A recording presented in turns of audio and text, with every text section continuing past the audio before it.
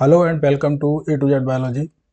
Molecular basis of inheritance में हमने आपको दो टॉपिक कंप्लीट कराए थे। पहला टॉपिक था डीएनए, दूसरा टॉपिक था सर्च ऑफ जेनेटिक मटेरियल, तीसरा टॉपिक है इसमें रेप्लिकेशन, आरएनए वर्ल्ड और चौथा टॉपिक है ट्रांसक्रिप्शन। तो आज हम तीन टॉपिक्स को इस वीडियो में कवर करेंगे।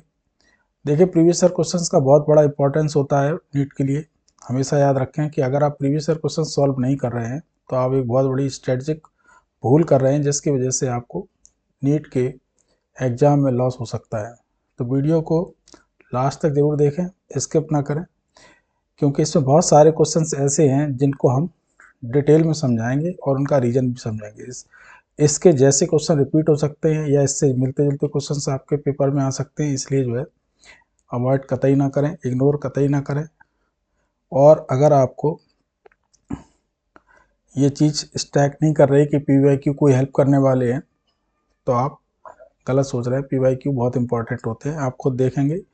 प्रीवियस ईयर क्वेश्चन आप देख लीजिए, 2025, 2024, 23, 21, 22, इनके लगातार 5 साल के क्वेश्चंस भी अगर आप रिपीट करेंगे, जैसा कि ईयर वाइज दिया गया है, तो आपको देखने को मिलेगा बहुत सारे क्वेश्चंस रिपीट हुए हैं। जैसे कि आज का जो वीडियो है वो बहुत इंपॉर्टेंट होने वाला है, क्योंकि molecular basis of inheritance is very important. सबसे ज़्यादा question molecular basis of inheritance से आते हैं, बायोटेक से आते हैं, बायोटेक्नोलॉजिकल एप्लीकेशंस प्रिंसिपल से आते हैं। और बेसिकली आपको जहाँ सबसे ज़्यादा टफ क्वेश्चन देखने को मिलेगा सॉल्व करने के लिए, वो यही टॉपिक है। तो इसमें पहला टॉपिक है आरएनए वर्ल्ड। एक दो क्वेश्चंस पूछे गए हैं, उससे देख लीजिए। Which one of the following is not applicable to RNA? इनमें से कौन सा एप्लीकेबल नहीं है जो आरएनए में? Heterocyclic nitrogenous base, Chargaff rule, complementary base pairing, 5' phosphoryl end 3' hydroxyl end. तो इसमें है सारगैफ रूल। इसको आरएनए फॉलो नहीं करता है, क्योंकि सारगैफ रूल जो होता है वो डबल स्टैंडर्ड डीएनए के लिए है, जिसमें जो है purines is equal to pyrimidines, A equal to 1, A equal to thymine and G equal to cytosine. और इसमें हमने ये भी बताया था, इस सारगैफ रूल के वीडियो में आप देख रहे हैं ना, 5 मिनट का वीडियो है, उसमें इसको डिटेल में समझाया गया और उससे जुड़े हुए क्वेश्चन भी करवाए गए। नेक्स्ट है similarity of DNA and RNA is that both are polymer of nucleotide, both have similar pyrimidine, both have similar sugar, both are genetic material. देखिए, सिमिलर शुगर नहीं है, एक में राइबोस शुगर है, एक में डीऑक्सी राइबोस शुगर है। Similar pyrimidine भी नहीं है, क्योंकि एक में है साइटोसिन एंड थायमिन और दूसरे में है cytosine and uracil. And third है both are polymer of nucleotides. Yes, तो आंसर होगा बोथ आर, जो सिमिलरिटी रखते हैं, क्योंकि जेनेटिक मटेरियल भी सभी में नहीं है। नेक्स्ट है रेप्लिकेशन से question. The E coli cell with 15N double stranded DNA are incubated in a medium containing 14N nucleotide after 60 minutes. How many E. coli cells will have DNA totally free from 15N? अब देखिए, question को बहुत तेजी के साथ समझना पड़ेगा। इसमें इन्होंने क्या किया है, इन्होंने दो चीज़ें एक साथ कर दी हैं। पहली बात तो ये याद रखना है कि आपको ई कोलाई की जो सेल है, जैसे ये क्वेश्चन बहुत इंपॉर्टेंट है, ये 20 मिनट्स में ही मल्टीप्लाई होती है। ये आपको याद करना पड़ेगा और ये फैक्ट आपको मिलेगा एनसीईआरटी बुक्स में। देखिए, जितना भी नीट में कंटेंट आता है एनसीईआरटी सेट के कुछ भी नहीं आता। सबसे पहला काम आपके एनसीईआरटी के क्वेश्चंस को, एनसीईआरटी की लाइंस को कवर करना है, जिनको हम शॉर्ट्स और वीडियो के माध्यम से लगातार आपको बता रहे हैं। फिर भी आप कोई इसमें गलती ना करें। जैसे कि अभी हम इसका बता दे रहे हैं, जैसे मान लीजिए ये 15 वाला दोनों डीएनए है, और अगर ये 20 मिनट में मल्टीप्लाई होता है, तो यहाँ पर एक इसका धागा इस तरीके का होगा और दूसरा धागा इसका नॉर्मल होगा। ये हो गया नॉर्मल, ये हो गया पहला, यानी ये पहला 20 मिनट हो गया। फिर दूसरे 20 मिनट में और तीसरे 20 मिनट में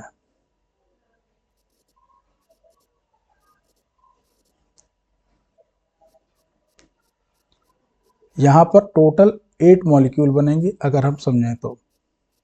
ठीक है, क्योंकि इन्होंने कह दिया है कि 60 मिनट्स का पूछ लिया है, और उन्होंने ये पूछ लिया है कि ई कोलाई सेल्स है जिनको जो है 15N डबल स्ट्रैंडेड डीएनए को इंक्यूबेट करने के बाद 15N न्यूक्लियोटाइड 60 मिनट बाद देखना है कितने डी ऐसे हैं जो ऐसे होंगे। तो हमेशा याद रखें कि 15 वाला तो कभी बदलेगा नहीं, तो ये हमेशा जितने भी जनरेशन बाद पूछा जा रहा है, ये केवल ऐसे दो ही मॉलिक्यूल होंगे, एक ये होगा और एक ये होगा। बाकी के मॉलिक्यूल जैसे भी होंगे वो होंगे 1 2 3 4 5 6, यानी कि 6। यहाँ पर ये 60 मिनट्स बाद पूछ लिया उन्होंने। सेल्स उन्होंने पहले से दे रखी हैं कि अगर 10 ई कोलाई सेल्स है। अब देखिए इस चीज़ को हम इस क्वेश्चन को डिटेल में इसलिए समझा रहे हैं कि आपको ये चीज़ याद रखनी है, इसमें कोई गड़बड़ी नहीं करना है। क्या चीज़ याद करनी है कि 10 ई कोलाई सेल थी, कभी ये 10 ई कोलाई सेल्स में दे देंगे और कभी ये दे देंगे केवल डीएनए की क्वांटिटी, कभी कुछ दे देंगे कभी कुछ दे देंगे। तो इनको आपको याद रखना है। जो डीएनए है, अगर ये डीएनए 15N है तो जब ये डिवाइड होगा तो इसका एक धागा नया और एक धागा पुराना होगा। मान लो नया धागा हम जो बना रहे हैं वो हम बना रहे हैं दूसरे कलर से, ये हो गया नया। जब ये डिवाइड होगा तो इसमें एक तो ये हो जाएगा और एक ये हो जाएगा, और उसके बाद फिर से नया धागा ही बनेगा।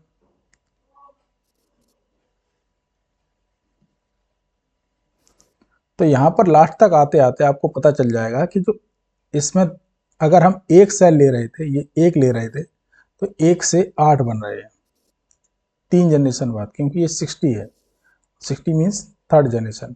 तो यहाँ 1 से 8 बन रहे हैं, लेकिन इसमें केवल 2 मॉलिक्यूल ऐसे होंगे जिनके पास N15 होगा, बाकी के 6 मॉलिक्यूल ऐसे होंगे जो फ्री होंगे। यानी अगर ये 10 है तो ये क्वांटिटी 80 हो जाएगी और ये हो जाएगी 60। तो आंसर होगा 60 सेल्स। क्वेश्चन का डिटेल थ्योरी में कवर करवाया गया है, आप थ्योरी के वीडियोस को देख लेना। नेक्स्ट है during DNA replication Okazaki fragment use to elongate. अब देखिए ओकाजाकी फ्रेगमेंट पूछ लिया गया है और रेप्लिकेशन से क्वेश्चन है। तो हम लोग ये जानते हैं कि जो डीएनए का धागा होता है वो इस तरीके से फोर्क बनाता है। ये फोर्क बन गया। एक फोर्क, एक की डायरेक्शन होती है 5 डैश, दूसरी की डायरेक्शन होती है 3 डैश। तो जिसकी डायरेक्शन 3 डैश होती है उसके ऊपर जो आरएनए बनता है उसका 5 डैश और 3 डैश इस तरीके से होता है। और 3 डैश एक ऐसा एंड है जिस पर आकर नया डीऑक्सीराइबोन्यूक्लियोटाइड जुड़ता चला जाता है कंटिन्यू। तो ये जो है ये एक कंटिन्यू सिंथेसिस होती है और इस धागे को लीडिंग स्ट्रैंड कहते हैं। लेकिन जो दूसरा धागा होता है चूंकि उसमें 3 डैश एंड बाहर की तरफ होता है, 3 डैश एंड ये होता है 3 डैश, ये हो गया 3 डैश एंड और ये हो गया 5 डैश एंड। तो यहाँ चूंकि 3 डैश एंड पर ही जुड़ना है तो यहाँ पर ये सिंथेसिस रुक रुक कर होती है इस तरीके से, इसलिए इसको कहते हैं लैगिंग स्ट्रैंड। लैगिंग स्ट्रैंड जो होते हैं वो स्लो होते हैं, स्लो रुकते हैं, स्लो। तो lagging strand away from the replication fork होते हैं। तो इसका आंसर होगा C, away from the replication fork. और अगर यही क्वेश्चन लीडिंग स्ट्रैंड के बारे में होता तो ये हमेशा टुवर्ड्स द फोर्क होते हैं। नेक्स्ट क्वेश्चन है during replication of bacterial chromosome DNA synthesis start from replication origin site. और रेप्लिकेशन ओरिजिन साइट है तो हमेशा याद रखें, जैसे मान लीजिए ये डीएनए है और यहाँ पर इस जगह पर ब्लैक बन गई इसकी, यहाँ पर इसका अलग अलग हो गए दोनों धागे। तो यहाँ पर याद रखें कि ये दोनों डायरेक्शन में मूव करता है, दोनों डायरेक्शन में ही मूवमेंट होगी। तो यहाँ पर याद रखें ये बाई डायरेक्शनल ही होती है, moves in bi direction, moves in bi directional way. Next question है method of DNA replication in which 2 strand of DNA separate and the new strand is called as.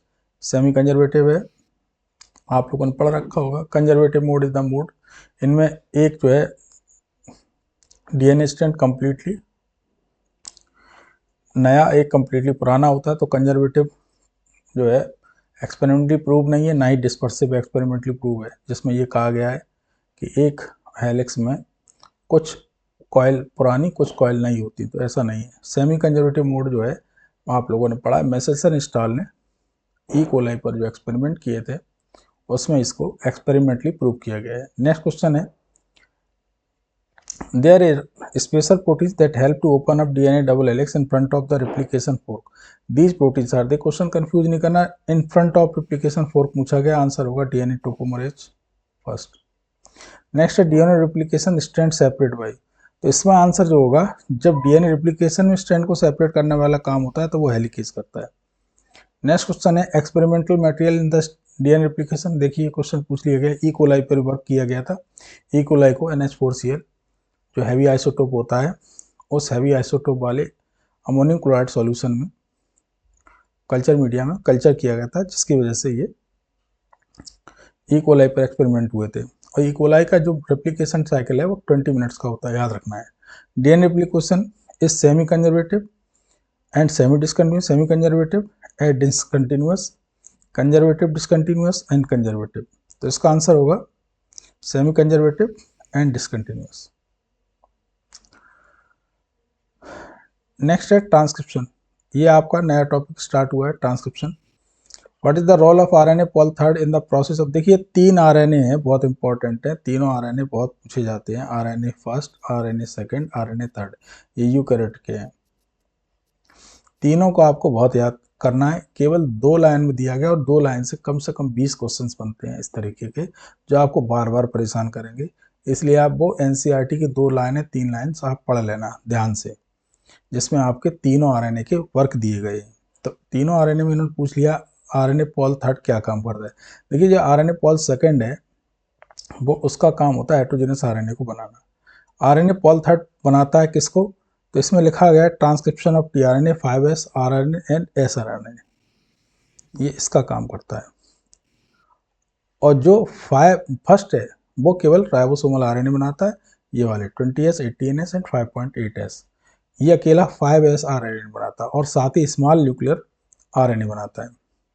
Which one of the following is the sequence corresponding coding strand the sequence mRNA formed as follows. देखिए इसकी trick हम आपको समझा दे रहे हैं, हमेशा आपके काम आएगी। इस वीडियो में ट्रिक भी हम यूज कर रहे हैं, तो इसको देख लीजिए।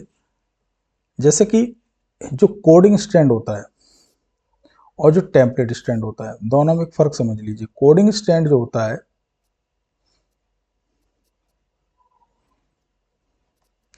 इसमें कोडिंग स्ट्रैंड जो होता है वो 5' to 3' वाला होता है और 3' to 5' टेम्पलेट होता है।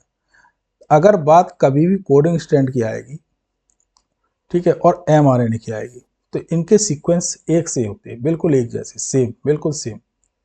5' AUC और ये 3' एंड हो रहा है, वैसे ही उसका भी 5' होगा, यानी सबसे पहले तो एंड पकड़ाएंगे आप। दूसरी चीज ये देखेंगे कि जहां पर mRNA में U है, DNA में उस जगह पर T होना चाहिए, बस ये इसकी की है पकड़ने की। आपको इतनी लंबी लाइन पढ़ने की जरूरत नहीं पड़ेगी। जैसे यहाँ पर U है, A के बाद U है, तो 5' वाले 2 हैं, देखिए यहाँ पर एक ये है और एक ये, तो 5' वाला पकड़िए, इसमें A है, इसमें U है, यहाँ T आना चाहिए, T आ गया। यहाँ U है, CGA, देखिए CGA और फिर से T आ गया, फिर CGAU T और ये आ गया U। देख लीजिए दोनों में आप कोलिनिटी आप आसानी से देख सकते हैं, 2 या 3 सीक्वेंस पढ़ने के बाद ही आपको ये पता लग जाएगा कि इसका आंसर इस तरीके से आएगा। और इस तरीके के सवाल बहुत ज़्यादा पूछे जाते हैं। इस क्वेश्चन को विशेष करके याद कर लेना हमेशा के लिए कि कोडिंग स्ट्रैंड जो होता है, कोडिंग स्ट्रैंड का 5' to 3' होता है। दूसरा mRNA भी 5' to 3' होता है। दोनों के सीक्वेंस समान होते हैं, दोनों के सीक्वेंस एक जैसे होते हैं। फर्क केवल इतना होता है कि जो DNA का सीक्वेंस होता है, जिस जगह पर वहां T होगा उस जगह पर यहाँ पर U होगा, बस जिस जगह पर T होगा वहां इस जगह पर U होगा, बस सिंपल इतना याद रखना है और कुछ नहीं। इसके अलावा ज़्यादा आपको कुछ याद नहीं करना है। Next, what is the role of RNA pol third. RNA pol third का रोल पूछ लिया इन्होंने, अभी हमने आपको बता के चुके हैं। RNA पॉल थर्ड का काम है tRNA, 5S rRNA और स्मॉल न्यूक्लियर RNA को बनाना। तो answer will be C. Next है 66, identify the correct statement, split gene arrangement in characteristic of prokaryote. देखिए ये करेक्ट और इनकरेक्ट वाला बहुत ध्यान से पढ़ना पड़ता है, क्योंकि ये क्वेश्चन आते हुए भी आप लोग गलत करके आते हैं पेपर में। करेक्ट सीक्वेंस को निकालना है। Capping methyl guanosine triphosphate is added to 3' end of hnRNA. RNA pol bind with the rho factor to terminate the process of transcription in bacteria. यही इसका आंसर होगा, क्योंकि the coding strand transcription is copied to mRNA, ये नहीं होता है। which is the only enzyme that has capability to catalyze initiation, elongation, termination process of transcription in prokaryote। देखिए RNA polymerase इस काम करता है, और ये आरएनए पॉलीमरेज कैसा होता है, डीएनए को एज ए टेम्पलेट यूज करता है, तो इसका आंसर होगा DNA dependent RNA pol. Next है name the enzyme that facilitate opening of DNA helix during transcription. तो ड्यूरिंग द ट्रांसक्रिप्शन, अब देखिए ड्यूरिंग ट्रांसक्रिप्शन और ड्यूरिंग रेप्लिकेशन दोनों में फर्क है, ठीक है। यहाँ पर ये काम आरएनए पॉल करता है, वहाँ पर वो काम हेलिकेज करता था। नेक्स्ट है what will be the sequence of mRNA produced by the following stage of DNA. अब देखिए इन्होंने टेम्पलेट स्ट्रैंड और कोडिंग स्ट्रैंड दोनों दे दिए, तो आपको क्या करना है कि कोडिंग स्ट्रैंड को पकड़िए, 5' एंड जिसका होगा उसी के 5' को पकड़ लीजिए और देख लीजिए कि टी की जगह पर यू हो, बस बाकी सब चीज़ सही है। तो टी की जगह पर कहाँ पर ये टी है और यहाँ पर आ गया यू, ये 5' हो गया। इस जगह पर भी 5' है लेकिन यहाँ पर ए है, तो आंसर क्या होगा बी। ट्रिक से आप इसको बहुत आसानी से सॉल्व कर सकते। बाकी बच्चे आप पूरा सीक्वेंस पढ़ेंगे समझेंगे। Next match the following RNA pol with their transcribe product. देखिए ये ट्रांसक्रिप्शन प्रोडक्ट पूछ लिए गए। हमने बताया था आरएनए पॉल सेकेंड जो होता है, पॉल सेकेंड जो होता है एचएनआरएनए को बनाता है, यानी कि फर्स्ट का हो गया थर्ड, ठीक है ना। ओ सॉरी, आरएनए पॉल सेकेंड बनाता है इसको, और आरएनए पॉल थर्ड जो बनाता है वो बनाता है टीआरएनए को, और फर्स्ट बनाता है केवल आरएनए को। तो देख लीजिए इसको, पहले का होना चाहिए दूसरा, दूसरे का होना चाहिए तीसरा, और तीसरे का होना चाहिए पहला, तो आंसर होगा सी। एक टक ये भी है। नेक्स्ट है select the correct statement. Franklin Stahl coined the term linkage, Punnett square was developed by British scientist, spliceosome take part in translation, transaction was discovered by Altman. इसका आंसर होगा Punnett square was developed by a British scientist. Question जो है नई tense का है फिर भी। Next है AGG TCC CAT is a sequence from the coding strand. देखिए फिर से इन्होंने पूछ लिया, कोडिंग स्ट्रैंड है। What will be the corresponding sequence of transcribed mRNA. तो जैसा कोडिंग सीक्वेंस है वैसा ही आपका एमआरएनए होगा। बस क्या फर्क होगा बताइए आप। हमने बताया टी की जगह पर क्या होगा, देख लीजिए सारे टी, इनकी जगह पर यू आना चाहिए, बस देख लीजिए AGG यू, ठीक है, फिर AU, फिर CGC AU, आंसर होगा ए। बाकी सब हमें देखने की जरूरत नहीं पड़ी। नेक्स्ट क्वेश्चन है यूकैरियोटिक सेल में transcription RNA splicing RNA capping takes place inside. तो ये कहाँ होती है, ये होती है न्यूक्लियस में। One gene one enzyme hypothesis जो है ये बीटल टेटम ने दी थी, इसको याद कर लीजिए, आपको इसको याद करना पड़ेगा। Telomerase an enzyme which is a ribonucleoprotein, ये एक राइबोन्यूक्लियोप्रोटीन है। नेक्स्ट है during transcription holozyme RNA polymerase bind to a DNA sequence and the DNA assume a saddle like structure at the point, what is that sequence. देखिए ये कहलाता है TATA box. TATA box is a type of special sequence where RNA pol can bind, ठीक है, initiation site से पहले, जहाँ से इनिशिएशन स्टार्ट होता है वहाँ से ठीक पहले एक रीजन होता है इनिशिएशन बाइंडिंग रीजन, जिस जहाँ ये पहचान करता है कि यहाँ पे बाइंड होना। Which of the following RNA as a structure resemble clover leaf. Clover leaf जो होती है वो टीआरएनए को बोलते हैं। क्लोवर लीफ आप लोगों ने पढ़ी है नहीं पढ़ी, देख लीजिए क्लोवर लीफ इस तरीके की होती है,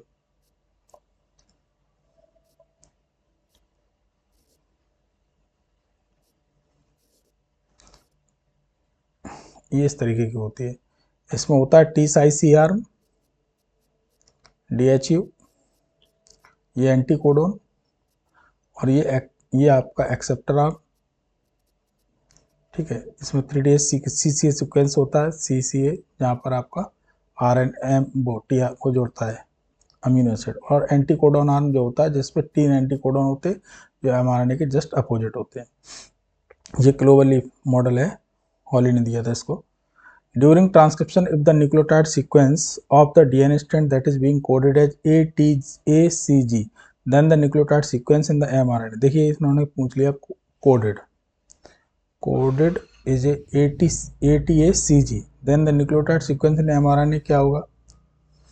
देखिए A के सामने क्या आएगा, A के सामने क्या आएगा U, U के T के सामने क्या आएगा A के सामने फिर क्या आएगा U। देखिए ये गलत हो गया, यहाँ पर ये T दे दिया और U भी दे दिया, तो ये आंसर हो गया गलत।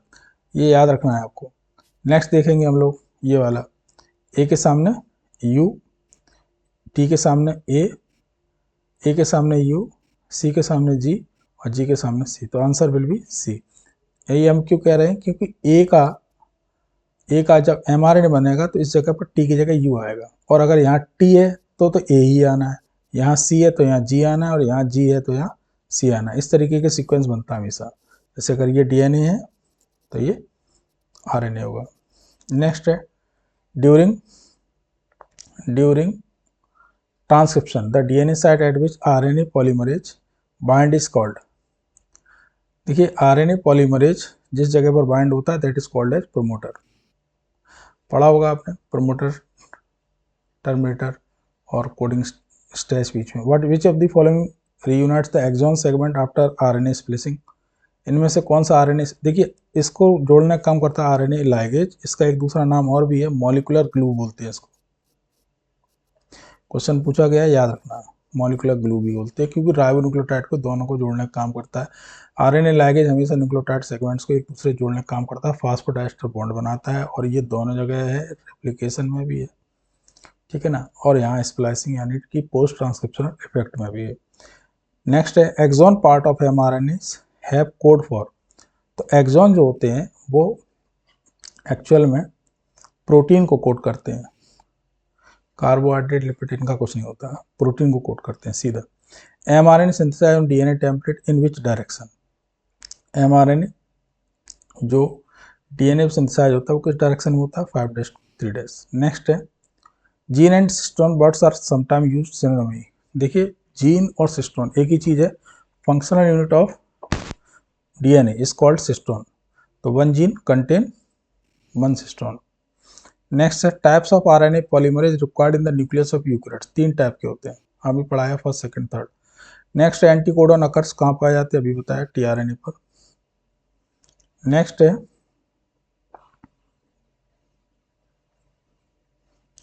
The 3 dimensional view the molecule of tRNA। देखिए ये क्वेश्चन याद रखना है आपको, ये L शेप्ड होता है, ठीक है। जो 2D स्ट्रक्चर थी उसमें आपने बताया था वो आपका क्लोवरलीफ मॉडल था। Genes that are involved in turning or on or off the transcription of a set of structure genes are called।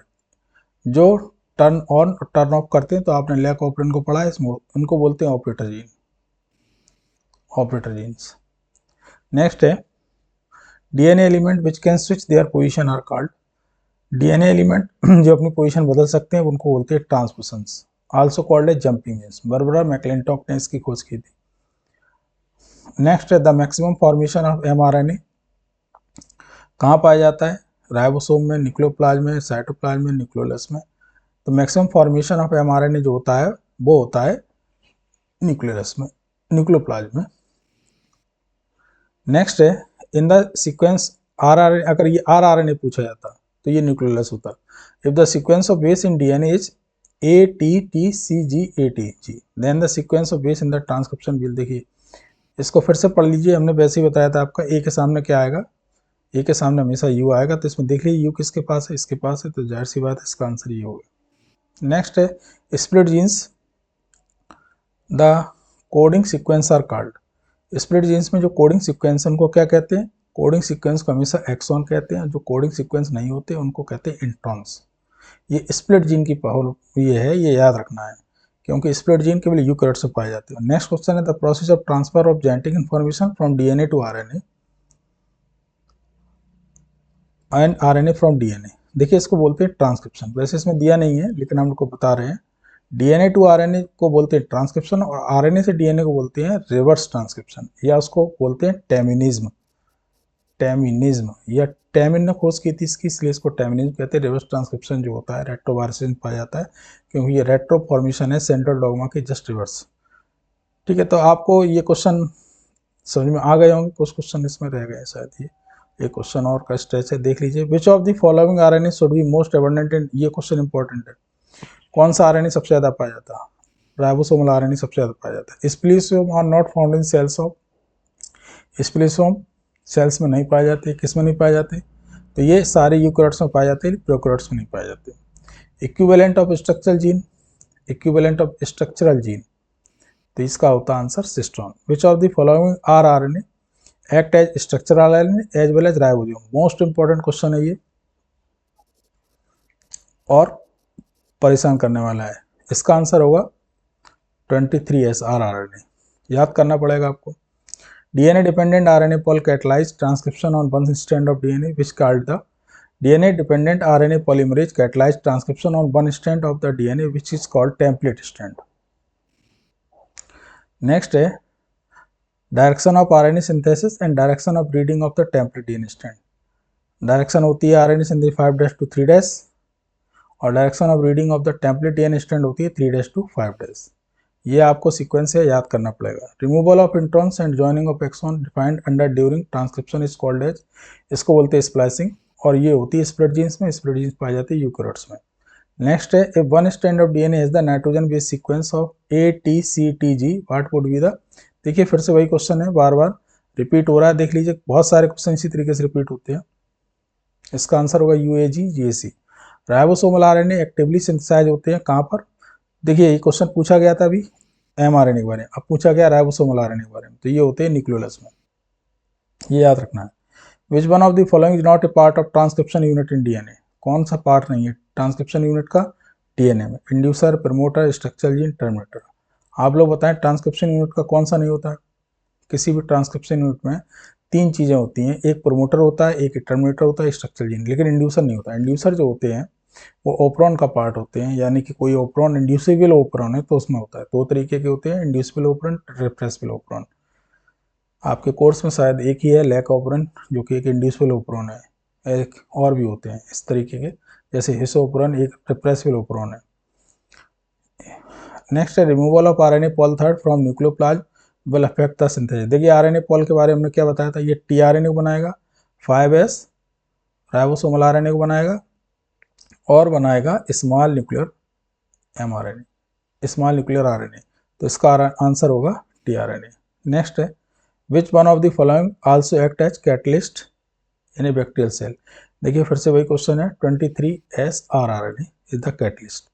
तो उम्मीद है आपको ये वीडियो पसंद आया होगा, इसमें सारे क्वेश्चन हमने करा दिए। नेक्स्ट वीडियो में हम जेनेटिक कोड के क्वेश्चन कराएंगे, कुछ क्वेश्चन इसमें रह गए हैं, क्वेश्चन आपके डीएनए में हो चुके हैं, तो देखते रहिए A to Z बायोलॉजी। जिन लोग बच्चों ने अभी तक सब्सक्राइब नहीं किया, सब्सक्राइब जरूर कर दें।